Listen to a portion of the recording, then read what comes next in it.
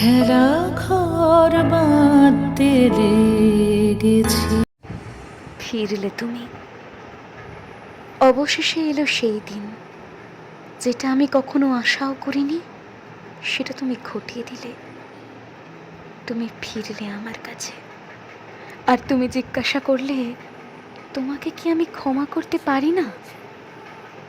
আচ্ছা, সত্যি কি সেদিন আমার ক্ষমা করা উচিত ছিল বলে মনে হয় তোমার? তোমার বিচ্ছেদ না হলে কি তুমি সত্যি ফিরে আসতে? কিংবা তোমার সাথে সেদিন আমার দেখা না হলেও কি তুমি ফিরে আসতে আমার কাছে? যে মানুষ শুধুমাত্র তার বিচ্ছেদের কারণে আমার কাছে ফিরে এসেছিল, আমাকে ভালোবাসার জন্য নয়, তাকে কি আমার পক্ষে ফিরিয়ে নেওয়া সম্ভব ছিল?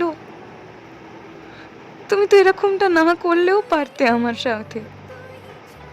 বিশ্বাস করো, তুমি যদি সেদিন প্রথমেই একবার বলতে ভালোবাসো আমাকে, তাহলে বোধহয় আমার তোমার কাছে ফিরে যাওয়াটা বেশি সহজ হতো। তাই সেদিন তোমাকে ফিরিয়ে দেওয়া ছাড়া আর কোনো উপায় ছিল না আমার কাছে। না হলে যে আমার তোমার জন্য যেটুকু ভালোবাসা ছিল সেটা মিথ্যে হয়ে যেত, অসম্মান করা হতো আমাদের ভালোবাসাটাকে। সেটা কি করে করতাম বলো? তারপর তুমি সব বললে আমাকে, তোমার প্রেমিকার করা তোমাকে অপমান, বেইমানি। কিন্তু সব শুনেও যখন আমি রাজি হলাম না, তখনও তুমি হাল ছাড়োনি। তুমি আমাকে অনেকভাবে বোঝানোর চেষ্টা করলে, কিন্তু তোমার একটা ছোট্ট ভুল ছিল। তুমি বুঝতেই পারোনি আমি কোনো দামি উপহার পাওয়াতে বিশ্বাসী ছিলাম না।